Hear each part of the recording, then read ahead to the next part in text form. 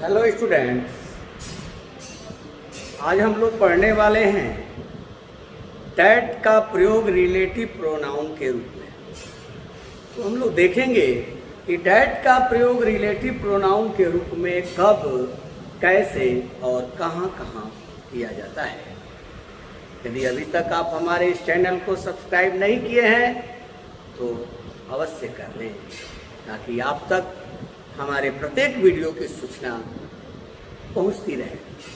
तो देखें कि डैट रिलेटिव प्रोनाउन के रूप में कब, कैसे और कहाँ कहाँ प्रयोग किया जाता है।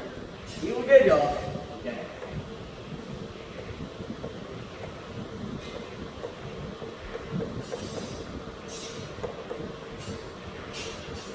रूल 1, जब एंटीसीडेंट्स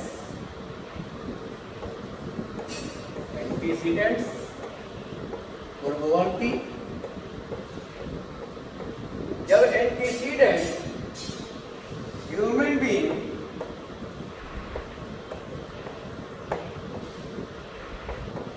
मानव, एनिमल जानवर या थिंग वस्तु रहे। जब एंटीसीडेंट्स के रूप में ह्यूमन बीइंग, एनिमल या थिंग रहे तो डैट का प्रयोग रिलेटिव प्रोनाउन के रूप में किया जाता है।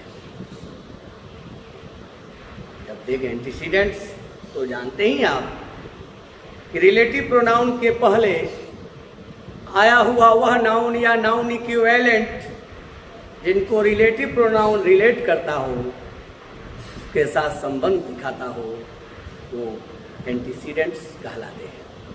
वो नाउन या नाउन इक्विवेलेंट ही एंटीसीडेंट्स है।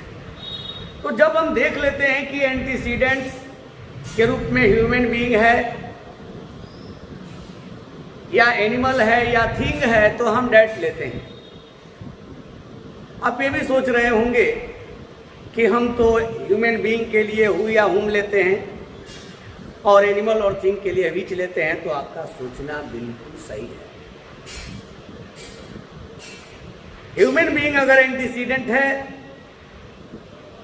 तो नॉमिनेटिव रूप में हु और ऑब्जेक्टिव रूप में हम हुम लेते हैं। वहीं एनिमल और थिंग्स अगर एंटीसीडेंट्स के रूप में हैं तो उस समय हम नॉमिनेटिव हो या ऑब्जेक्टिव हो विच लेते हैं, लेकिन इनके बदले में हम हु हुम विच के लिए डैट का प्रयोग भी करते हैं। देखिए example,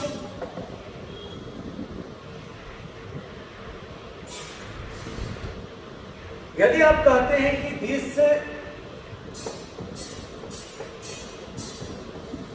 is the boy who lives here, यह वही लड़का है जो यहां रहता है। This is the boy who lives here, यह वही लड़का है जो यहां रहता है। जैसा कि आप पीछे पढ़ चुके हैं कि अगर एंटीसीडेंट ह्यूमन बीइंग है तो नॉमिनेटिव केस में हम हु लेते हैं रिलेटिव प्रोनाउन के रूप में। यह आपका सही है। लेकिन ये भी आप ध्यान दीजिए कि अगर एंटीसीडेंट ह्यूमन बीइंग है तो आप ये भी कहते हैं अगर कि दिस इज द बॉय और डैड ले लिए और ये होना चाहिए लिव्स हियर, जो यहाँ लिखा है ये भी यानी ह्यूमन बीइंग अगर एंटीसीडेंट है तो नॉमिनेटिव केस में हम हु लेते हैं रिलेटिव प्रोनाउन, लेकिन इस हु के बदले में हम डैट भी ले सकते हैं ह्यूमन बीइंग। ये भी सही है। आपका कहना कि this is the boy who lives here भी सही है और this is the boy that lives here भी सही है। यह वही लड़का है जो यहाँ रहता है। यदि आप कहते हैं गर्ल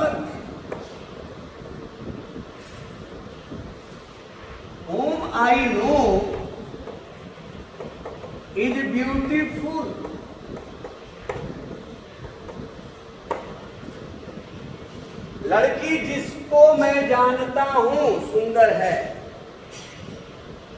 यहां एंटीसीडेंट गर्ल है, ह्यूमन बीइंग है, इसके लिए ऑब्जेक्टिव केस में मैं जानता हूं उसको, लड़की को तो ऑब्जेक्टिव केस में आप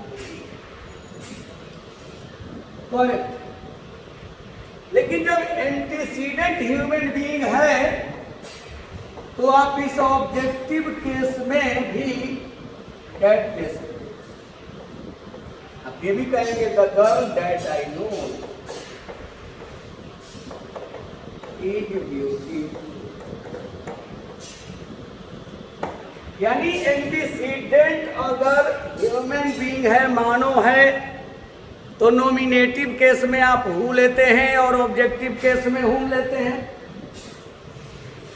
इनके बदले में आप डैट भी ले सकते हैं, यानी आप हु के लिए भी डैट और हुम के लिए भी डैट, यानी डैट के प्रयोग कर डैट का प्रयोग करके भी आप क्लॉजेज को कनेक्ट कर सकते हैं ह्यूमन बीइंग अगर एंटीसीडेंट। थिंग और एनिमल के लिए भी हम जो विच लेते हैं नॉमिनेटिव और ऑब्जेक्टिव दोनों केसेज में, तो उन जगहों पर हम दैट का प्रयोग भी करते हैं। यदि हम कहते हैं the cow which is grazing here,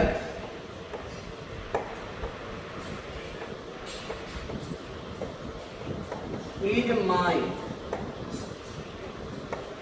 यानी गाय जो यहाँ चल रही है मेरी है।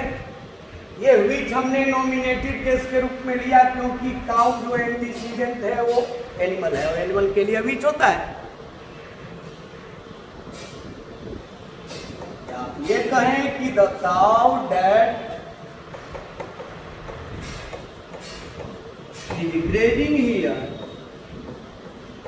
इज माइन, गाय जो यहाँ चल रही है, यानी इस बीच के लिए भी आपने डेट ले लिया है। एनिमल अगर एंटीसीडेंट है तो उस स्थिति में भी डेट लेते हैं, चाहे वो नॉमिनेटिव केस हो या ऑब्जेक्टिव केस। बीच भी नॉमिनेटिव और ऑब्जेक्टिव दोनों में आता है और डेट भी नॉमिनेटिव केस और ऑब्जेक्टिव केस दोनों में आता है। यदि हम कहें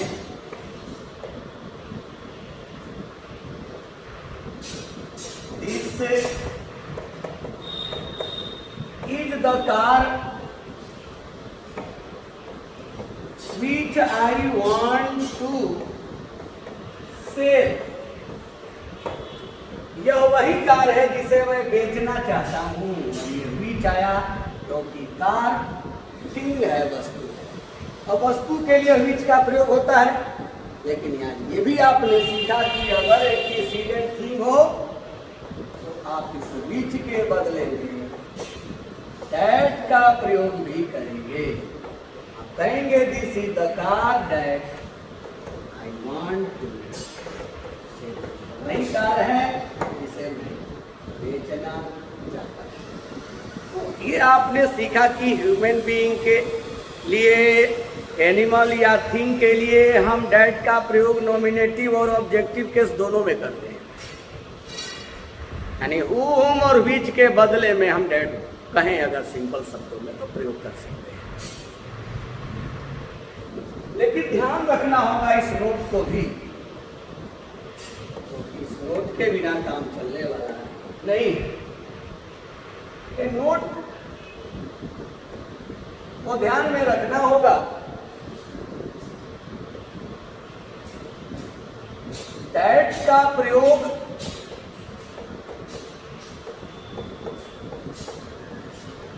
कंटीन्यूएटिव, इसी को नॉन डिफाइनिंग यूज भी कहते हैं।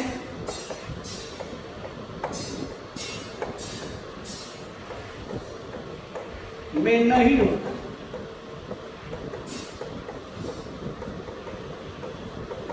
याद करिए, रिलेटिव प्रोनाउन का प्रयोग दो तरहों से होता है, एक रिस्ट्रिक्टिव और डिफाइनिंग यूज और दूसरा है कंटिन्यूएटिव और non defining use.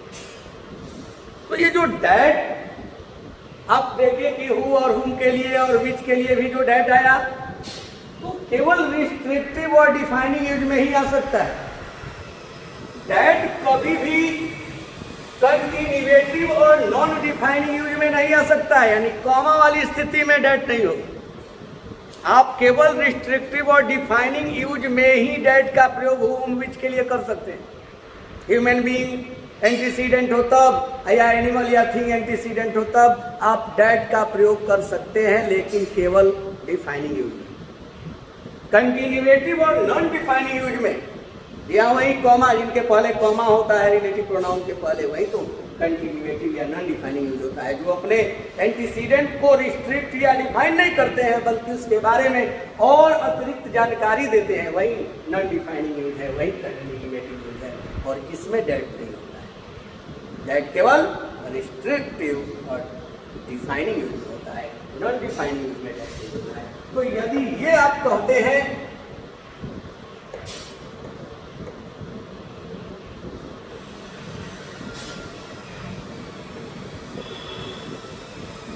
I made a boy that was reading। मैं एक लड़के से मिला और वह पढ़ रहा था। आप देख रहे हैं कि डैट के पहले ये कॉमा, इसका मतलब कि इस एंटीसीडेंट को रिस्ट्रिक्ट नहीं कर रहा है, इसके बारे में और जानकारी दे रहा है, वो पढ़ रहा था। तो ऐसे कंडीशन में डैट का प्रयोग नहीं होगा, जबकि आप जानते हैं कि ह्यूमन बीइंग अगर एंटीसीडेंट है तो डैट लगता है, लेकिन तभी लगेगा जब वह रिस्ट्रिक्ट और डिफाइनिंग यूज रहा है, जब रिस्ट्रिक्ट करता है और डिफाइन करता है। यानी डेट नॉन डिफाइनिंग यूज में, कंटिन्यूएटिव यूज में नहीं होगा। तब यहाँ क्या कहना सही होगा? तो यहाँ यही कहेंगे कि यहाँ में वाई कॉमा हुआ,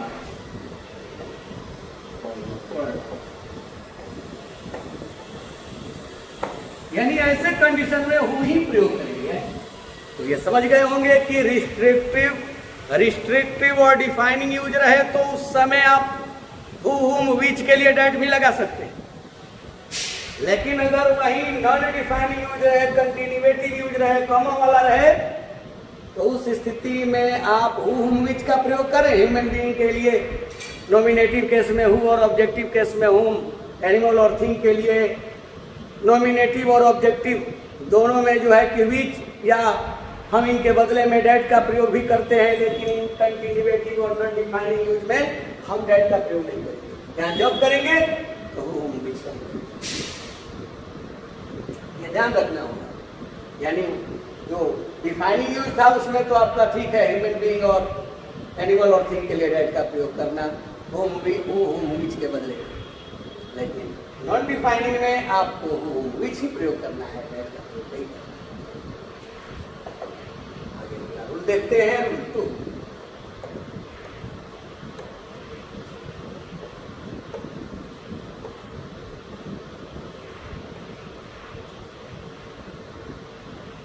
और का प्रयोग जब व्यक्ति के लिए हुआ हो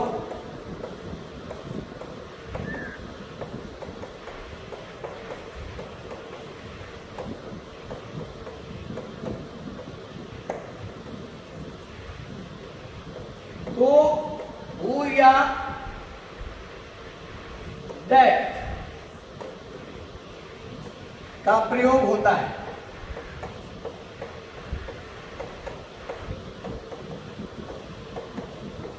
लेकिन जब वस्तु के लिए हुआ हो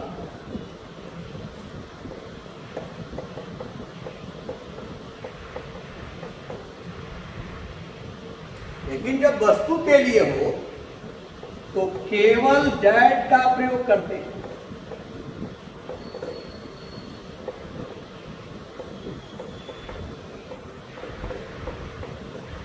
केवल दैट का प्रयोग करते हैं। देखिए, ऑल यानी सभी। ऑल का प्रयोग जब देखें कि व्यक्ति के लिए हुआ है तो आप चाहे हु रिलेटिव प्रोनाउन के रूप में ले या डेट ले, नो मैटर। बट वही ऑल अगर वस्तु के लिए हुआ है, थिंग के लिए हुआ है, तो आप केवल डेट का प्रयोग करेंगे। अब वहां पर हु, हुम, विच का प्रयोग नहीं करेंगे, जबकि आप जानते हैं वस्तु के लिए विच होता है। लेकिन ऑल जब वस्तु का अर्थ देता हो तो विच भी नहीं होगा, वहां केवल बस केवल डेट होगा। यदि हम यही कहते हैं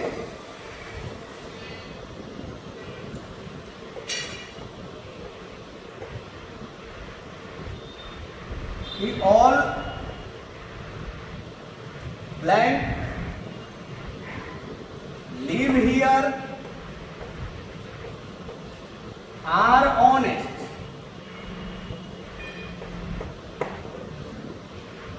सभी जो यहां रहते हैं ईमानदार है। तो ये सभी यानी व्यक्ति, ये ऑल व्यक्ति के लिए आया है। और व्यक्ति के लिए आया है तो आप हु का प्रयोग करें तो भी सही है और डेट का करें तो भी सही है। आप ये भी कहेंगे कि all who live here are honest, या ये कहें कि all that live here are honest, क्योंकि ऑल व्यक्ति के लिए आया है। लेकिन जब यही हम कहते हैं कि all blank glitters is not gold, और अब हमें भरने के लिए दे दिया गया है who, whom, which and that। तो that भले तो ये देखिए कि हर चीज जो चमकता है सोना नहीं होता, तो हर चीज जो चमकता है मतलब वस्तु, और वस्तु के लिए तो हुम होता नहीं है, ये तो ऐसे ही छट गए। वस्तु के लिए हुई होता है, लेकिन ऑल अगर वस्तु का अर्थ देता है तो उस स्थिति में केवल डेट होता है। इसीलिए ये सुने होंगे कि all that glitters is not gold. हर चीज जो चमकती है वो सोना नहीं होती है, चमक दमक है वाली चीजें हर सोना नहीं होती। All that glitters is not. तो यहां डेट है, यानी आपने क्या समझा कि ऑल का प्रयोग अगर व्यक्ति के लिए हुआ है तो आप हु या डेट ले, नो मैटर। लेकिन ऑल का प्रयोग अगर वस्तु के लिए हुआ है तो उस समय केवल आप डेट का प्रयोग करेंगे और किसी रिलेटिव की तरफ नहीं देखेंगे। एक और एग्जाम्पल आप देख सकते हैं। यदि हम कहें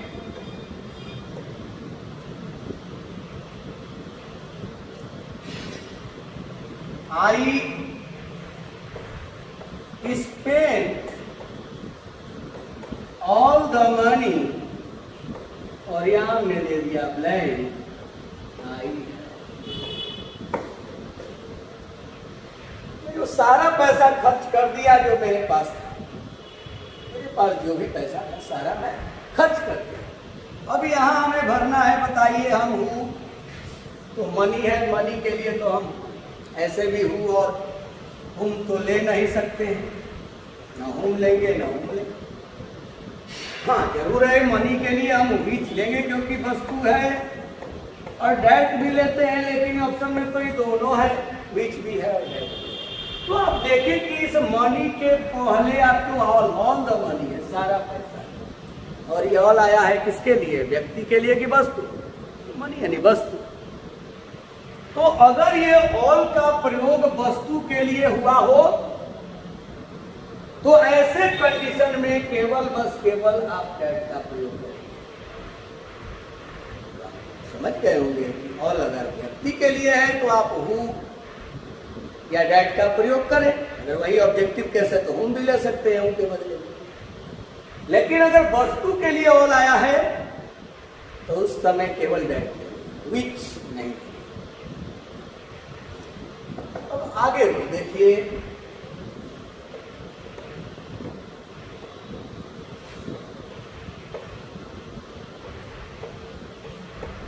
everyone everybody, no one, nobody, those के रहने पर who या that का प्रयोग करते हैं।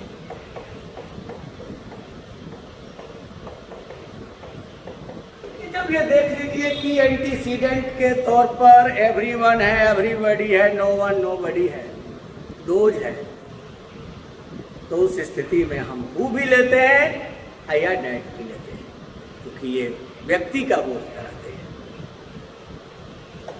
यदि हम कहते हैं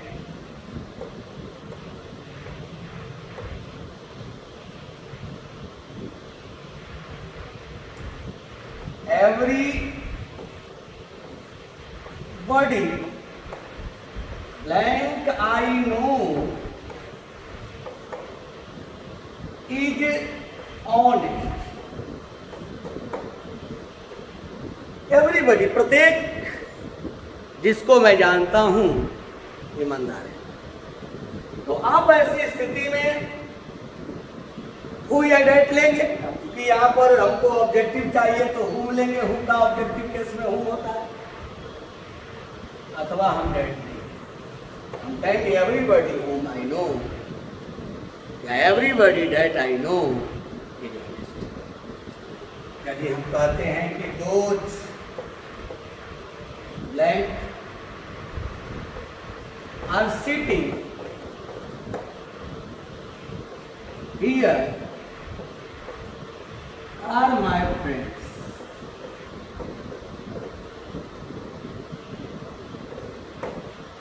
दोज वे जो यहाँ बैठे हैं मेरे मित्र हैं। तो जब एंटीसीडेंट दोज हो जाए तो उस स्थिति में भी आप हु या डेट का प्रयोग करें, नो में कोई बात नहीं। तो जब आप देखेंगे कि एंटीसीडेंट के रूप में everyone, everybody, no one, nobody, those रहे, तो आप नॉमिनेटिव में हूँ और ऑब्जेक्टिव केस में हूँ, अथवा इनके बदले में आप डेट का प्रयोग करें, चिंता करने की कोई बात नहीं। आगे तो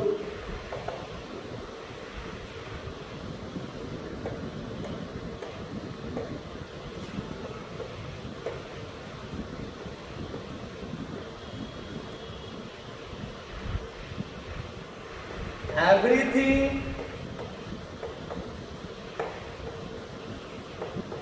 anything, nothing,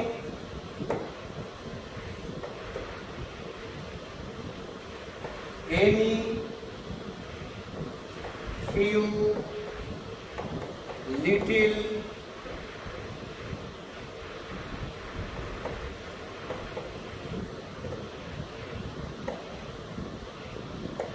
only,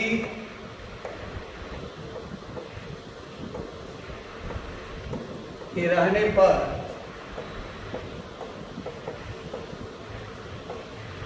दैट का प्रयोग होगा।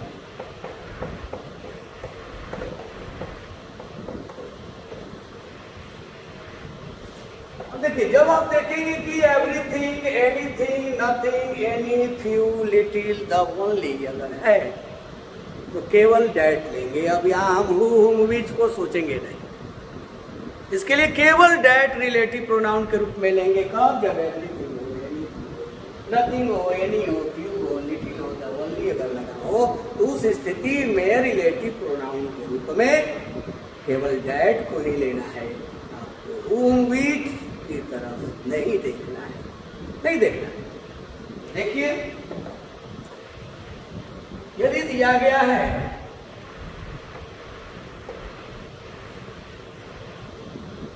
कि आई विल डू नथिंग और यहां ब्लैंक हमने कर दिया, can hurt your sentiments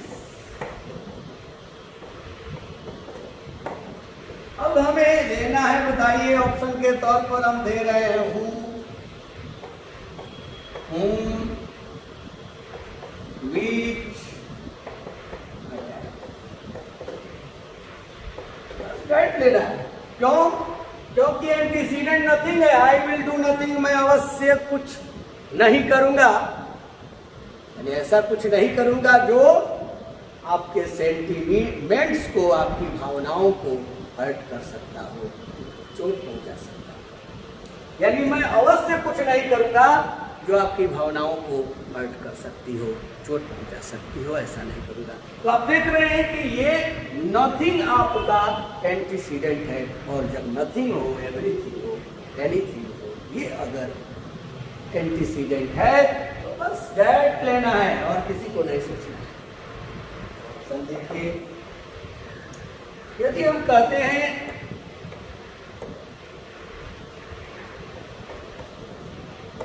this is the only medicine blank can save your life. अब ऑप्शन में दिया गया है, बताइए डैट ले, ये बीच ले, ये रूम ले, ये रूम। यही केवल दवा है। This is the only medicine that can save your life, जो आपकी जिंदगी बचा सकती है। तो ये जो आप देख रहे हैं कि द ओनली जो लगा हुआ है, इसने यह हमें बता दिया कि हम केवल बस केवल दैट लेने वाले हैं रिलेटिव प्रोनाउन में, और किसी को नहीं लेंगे। तो जब आप देखें कि फ्यू हो, लिटिल हो, एनी हो, नथिंग हो, एनीथिंग हो, द ओनली हो, तो उस स्थिति में रिलेटिव प्रोनाउन के रूप में केवल दैट का प्रयोग किया जाता है। देखिए,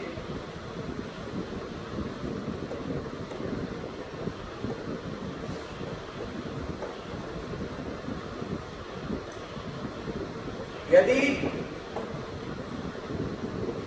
सुपरलेटिव डिग्री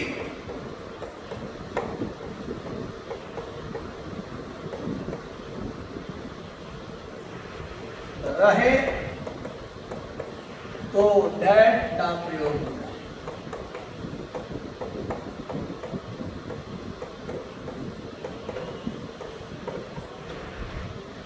अगर ये कोई भी एंटीसीडेंट है और उस एंटीसीडेंट के पहले सुपरलेटिव डिग्री का एडजेक्टिव लगा है, तो उस स्थिति में आप हुम हुइज तो भूल जाइए, केवल बस केवल आपको डैट ही लेना है। अब भूल जाइए कि नहीं वो मानव है तो उसके लिए हुम भी लेते हैं, और जानवर और वस्तु के लिए विच भी लेते हैं। नहीं, अगर सुपरलेटिव डिग्री का एडजेक्टिव उनके पहले लग गया हो तो उस स्थिति में केवल बस केवल डैट। जैसे अगर हम कहते हैं कि she is the tallest girl blank I admire.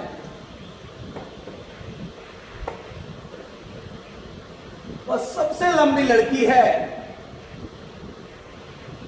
जिसकी वह प्रशंसा करता है। अब ऐसी स्थिति में बताइए कि हु ले, घूम ले, कि बीच ले,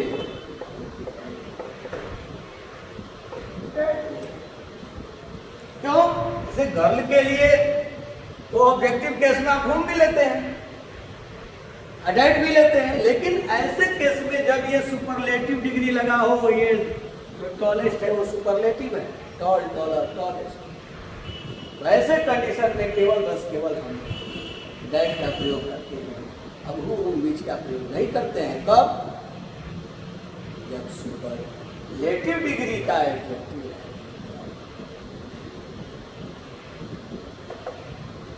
आगे हम देखेंगे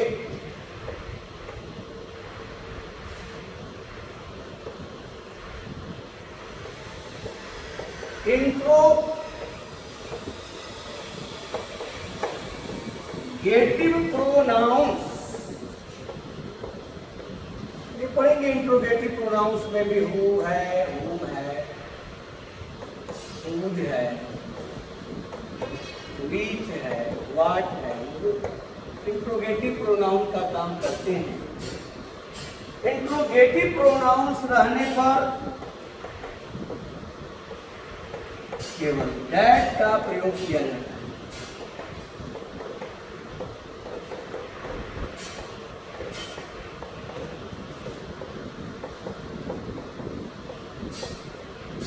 जब हम देख लेते हैं कि इंट्रोगेटिव प्रोनाउंस के रूप में हु, हुम, हुज, व्हिच आया है, व्हाट आया है, तो अब रिलेटिव प्रोनाउन लेना है तो फिर हम डैट ले लेते हैं। तो वहाँ डैट ही केवल रिलेटिव प्रोनाउन के रूप में लिया जाता है। अगर हम पढ़ते हैं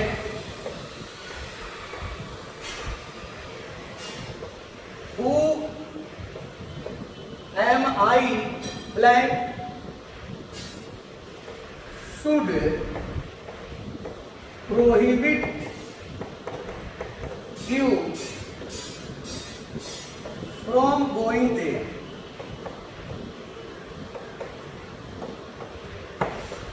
हमको ये बताइए कि यहाँ हम क्या लेने वाले हैं, हु लें, व्हिच लें, दैट लें। हम यहाँ दैट लेने वाले हैं क्योंकि ये आया हुआ जो हु है वो इंट्रोगेटिव प्रोनाउन के रूप में है। मैं कौन होता हूँ, प्रश्न पूछ रहा हूँ। हु एम आई, मैं कौन होता हूँ। दैट शुड प्रोहिबिट यू, जो आपको मना करूँ, फ्रॉम गोइंग देयर, वहां जाने से रोकने वाला मैं कौन होता हूँ।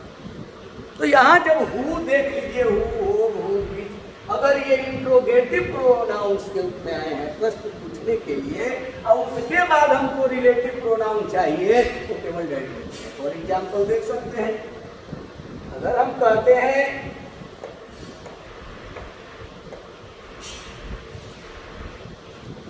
हुज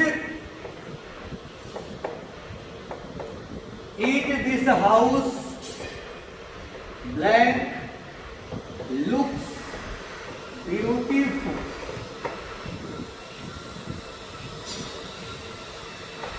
क्वेश्चन, अब बताइए कि हम यहाँ पर व्हिच लें, दैट लें। जैसा कि हाउस एंटीसीडेंट देखते ही स्वाभाविक है कि हम लोग व्हिच या दैट दोनों ले सकते हैं, लेकिन हम देख रहे हैं कि यहाँ हुज जो है वो इंट्रोगेटिव प्रोनाउन के रूप में आया है कि हुज इज दिस हाउस, यह घर किसका है, प्रश्न पूछा जा रहा है। यह घर किसका है जो सुंदर दिखता है, तो यह घर किसका है। जब हुज इंट्रोगेटिव प्रोनाउन बन करके आ गया तो अब रिलेटिव प्रोनाउन के रूप में आप केवल दैट का प्रयोग करें।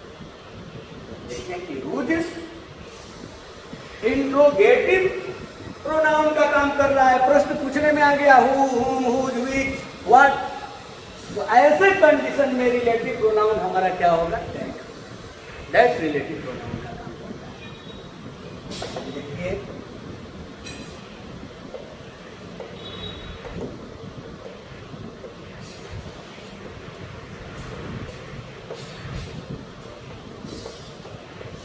It plus be plus noun या प्रोनाउन रहने पर दैट का प्रयोग बेहतर होता है।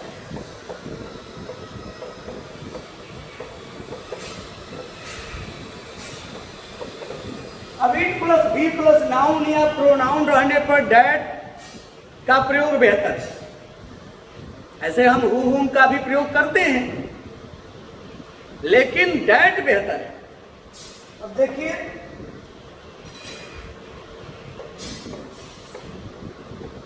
यदि हम देखते हैं कि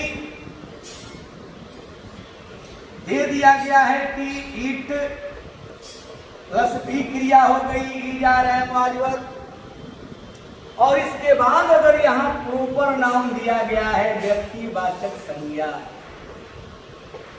तो रिलेटिव प्रोनाउन के रूप में हु भी लगता है और दैट भी लगता है, लेकिन that is better than who. That जो है वो हु से बेहतर है।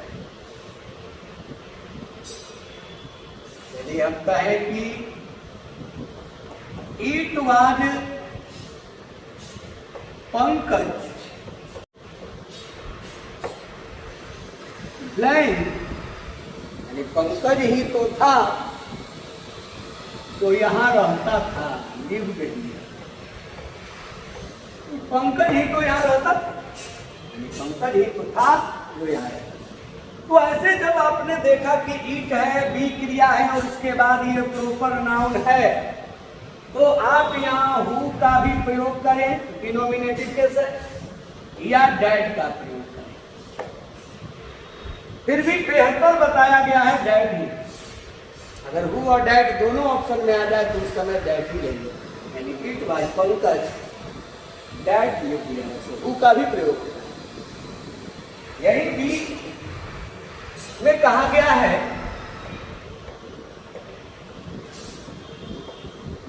इट प्लस बी प्लस अगर अन्य नाउन हो जाए, यानी प्रॉपर नाउन न रहे, अब कॉमन नाउन हो जाए, अब्स्ट्रैक्ट नाउन हो जाए, मटेरियल नाउन हो जाए, तो इस स्थिति में डैट ही कहा गया है कि डैट का ही प्रयोग करें।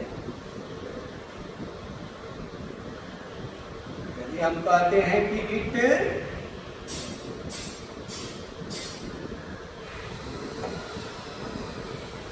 is the DM, it is the DM blank worked with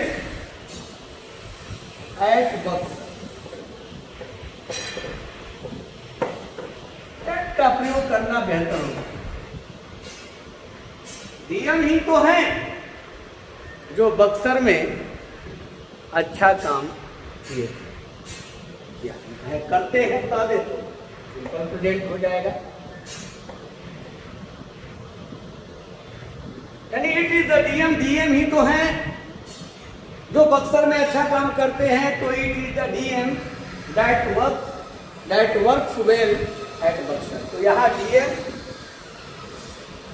common noun है, और जब ये कॉमन नाउन है तो ऐसी स्थिति में हम डैट का प्रयोग करें बेहतर होगा। जब प्रॉपर नाउन रहने पर हु या डैट कोई भी होता है, फिर भी डैट ही बेहतर है। यही अगर प्रोनाउन हो जाए it plus be plus pronoun, इस समय भी हु या डैट होता है, लेकिन that is better than who, तो मतलब कि डैट का ही प्रयोग याद करना बेहतर होता है। तो डैट बेहतर होता है। अगर हम कहें कि it is I that teach you English, मैं ही तो हूं जो तुम लोगों को अंग्रेजी पढ़ाता हूं। अब इट प्लस बी क्रिया प्लस प्रोनाउन, तो यहाँ डैट ऐसे हु भी हो सकता है, लेकिन that is better than who, क्योंकि डैट जो है वो हु से बेहतर है। तो आपने देखा कि इट प्लस प्रॉपर नाउन रहे तो उस समय हु या डैट, लेकिन डैट बेहतर है। It plus be plus common noun या अन्य कोई नाउन रहे तो उस समय डैट का ही प्रयोग होता है, और यदि it plus be plus pronoun रहे तो ही हु या डैट, लेकिन यहाँ भी डैट बेहतर है। इसका मतलब कि इट प्लस बी प्लस अगर नाउन या प्रोनाउन रहे तो डैट का प्रयोग करना ही बेहतर है, अच्छा है।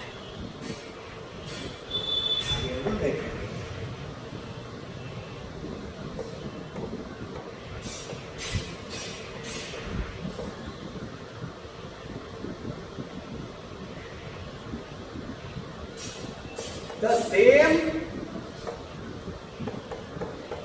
प्लस नाउन के लिए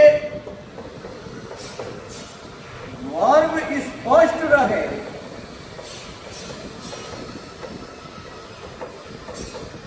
तो डैट का प्रयोग होता है।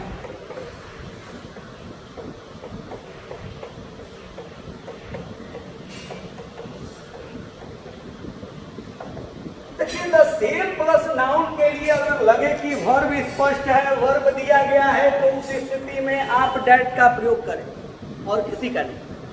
ऐसे द सेम प्लस नाउन के लिए एज भी होता है उस समय जब वर्ब स्पष्ट न रहता हो तब, जो एज में बताएंगे। लेकिन जब वर्ब स्पष्ट रहता है तो उस समय हम डेट का प्रयोग करते हैं। यदि हम कहते हैं कि this is the same boy blank a built it, वैसा ही लड़का है जो तुम्हें गाली दिया है। अब द सेम प्लस नाउन के बाद आप देख रहे हैं कि ये वर्ब क्लियर है, इसी के लिए गाली तुम्हें दिया था ये बॉय। तो जब इस द सेम प्लस नाउन के लिए जब वर्ब क्लियर हो, स्पष्ट हो, तो उस समय आप डेट ही लेते हैं। अब यहाँ हूँ भी चाहे कोई नहीं, यहाँ डेट लेते हैं। वर्ब जब स्पष्ट नहीं रहता है तो एज लेते हैं, जो एज में बताएंगे, वहाँ भी इसका जिक्र करेंगे। लेकिन जब वर्ब क्लियर हो, वर्ब दिया गया हो, तो उस समय हम डेट ही लेते हैं रिलेटिव प्रोनाउन के रूप में द सेम प्लस नाउन के बाद।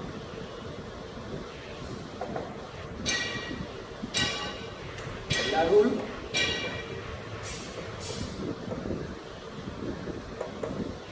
जब एंटीसीडेंट्स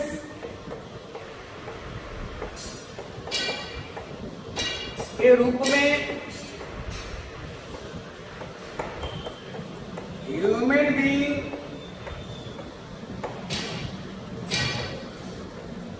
के साथ एनिमल या थिंग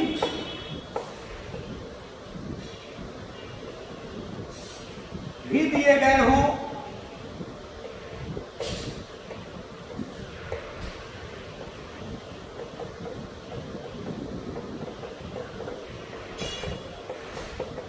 तो डेट का प्रयोग होता है।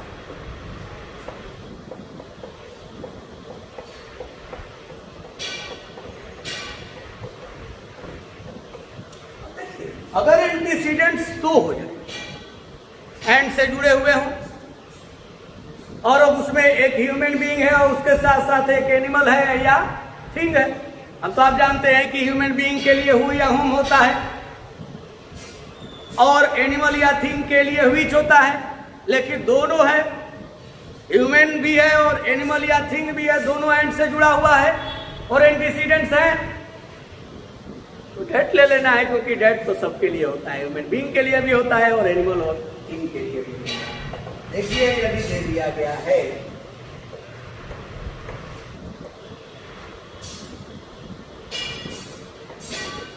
द मैन एंड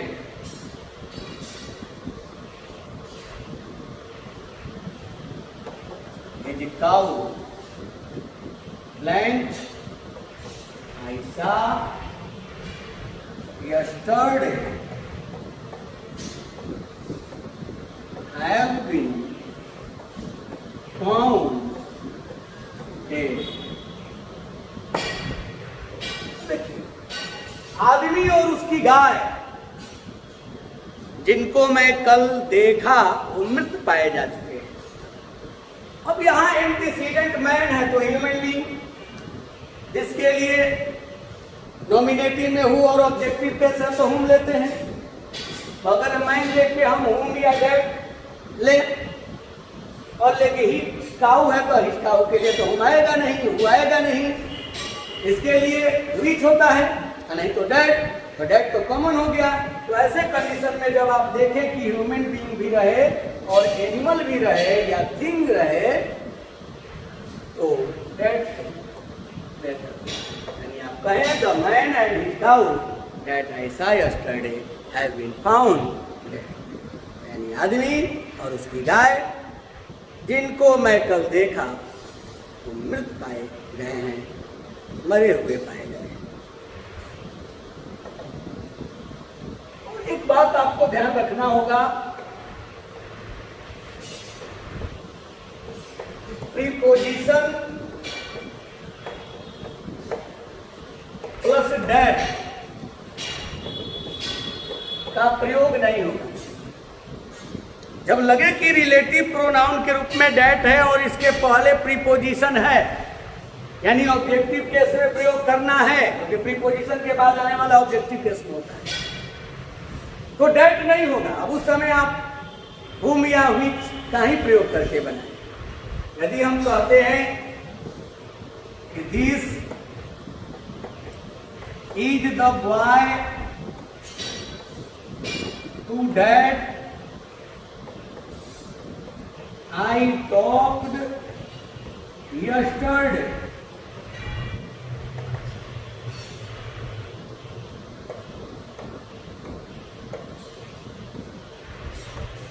तो यह सेंटेंस गलत है। यह वही लड़का है जिससे मैं कल बात किया। तो ऐसे कंडीशन में आप देख रहे हैं रिलेटिव प्रोनाउन डेट तो बाय के लिए आया है, ठीक है, ऑब्जेक्टिव केस में, लेकिन इसके पहले टू लगाना गलत है। आप ये कह सकते हैं कि दिस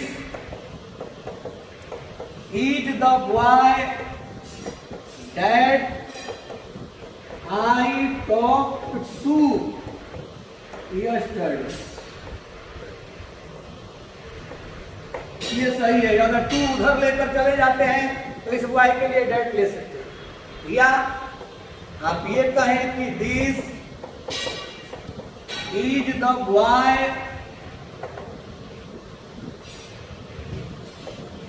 टू whom